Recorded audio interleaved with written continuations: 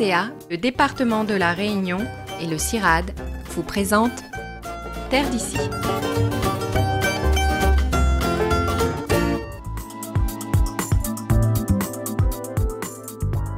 Voilà, c'est ce qu'on va ramasser, c'est ce que vous voyez là dans la main. Et tout ça, après on va le faire sécher pour le thé blanc. Et si on voudrait faire du thé vert, il faudra le torréfier tout simplement. Comme chaque matin, Johnny Guichard commence sa journée par la cueillette des jeunes pousses de thé.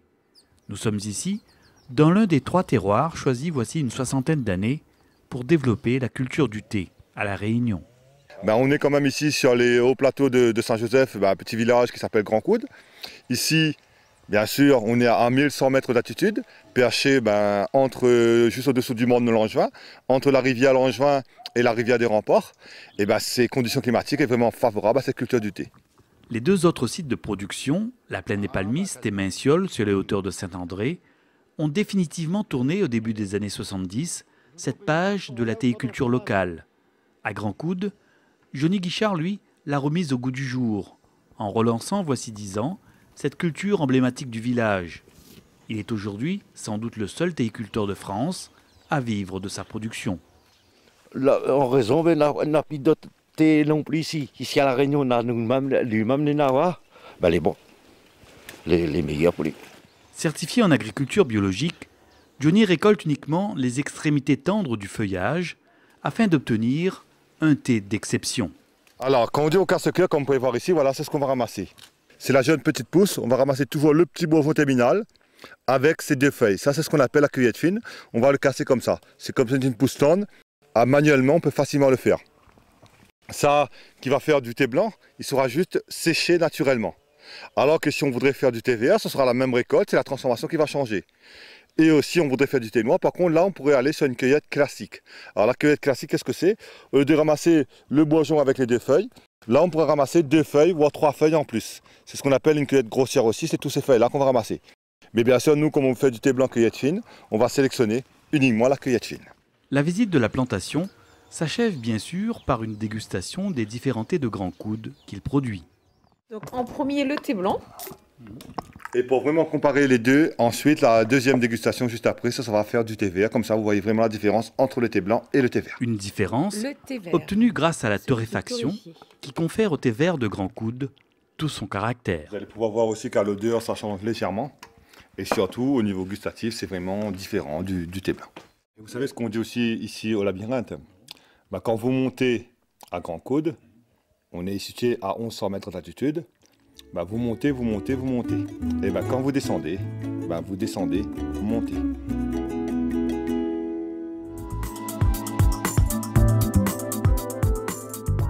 Producteur de thé bio à Grand Coude, dans les Hauts de Saint-Joseph, Johnny Guichard propose aux visiteurs la découverte de sa plantation, mais également une balade au cœur de son exploitation, dans un labyrinthe de théiers cinquantenaires. Voilà, là on rentre vraiment, on est au cœur du labyrinthe, la partie récolte qu'on a traversée. Et là vraiment, on va partir dans la partie forêt. Et en même temps, on va vous montrer un petit peu le théier dans son état naturel et vous montrer le théier solidaire. Alors pourquoi solidaire? Vous allez comprendre l'exemple tout à l'heure. Et là, vous voyez que cette forêt-là va être gardée comme patrimoine, mais tout en l'exploitant. Pourquoi? Tout simplement, on va laisser les grands théiers comme ça au-dessus. Et tout ce qui est jeunes plants dessous, on va les mélanger en cueillette ombrageuse. C'est qu'ici, on aura bien sûr du thé à l'ombre, des théiers. La balade se poursuit à travers un dédale de sentiers ombragés qui révèlent au passage certaines curiosités botaniques, comme le fameux théier solidaire dont nous parlait Johnny précédemment. Voilà, du thé solidaire. Alors qu'est-ce que c'est solidaire? Tout simplement, comme vous pouvez voir, une branche qui allait tomber et une autre branche qui allait tomber, il s'est donné la main et les deux sont repartis ensemble. Ça se passait comme ça, même dans les branches, comme vous pouvez voir derrière. Et à l'origine ici, si vous regardez bien à la base, on voyait que c'était planté à peu près environ à 1 mètre de distance. Et les anciennes plantations, si vous suivez ici, vous pouvez voir que c'était planté en courbe de niveau par rapport aux problèmes d'érosion qu'on avait aussi à l'époque.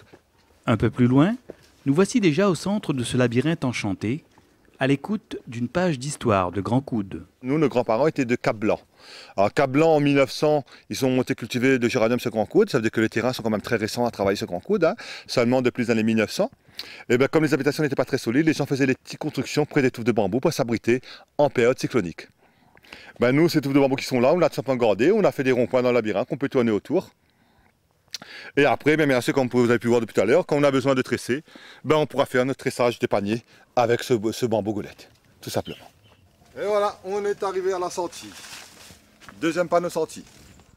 Voilà, la balade du labyrinthe là est terminée. Et maintenant, on va mettre le 5e sens en éveil. On va tout simplement déguster du thé blanc maintenant et du thé vert. Johnny a cependant un regret, que les Français n'aient jamais été, à l'instar de nos amis anglais, de grands amateurs de thé. Par rapport aux années 55 à 72 qu'on a produit du thé, si les Français consommaient du thé comme aujourd'hui, je pense qu'on aurait pu continuer l'aventure thé à l'époque à la Réunion pour pouvoir produire. C'est vrai que le thé, il ne faut pas oublier que ça a été quand même vendu principalement à l'étranger, hein, à Londres, etc. Et à l'époque, c'était très peu consommé le thé en France. Et c'est vrai qu'aujourd'hui, quand on regarde le nombre de salons de thé qui s'est fleuré un petit peu partout en métropole ou même ici à La Réunion, c'est vrai qu'il y a de plus en plus d'amateurs de thé.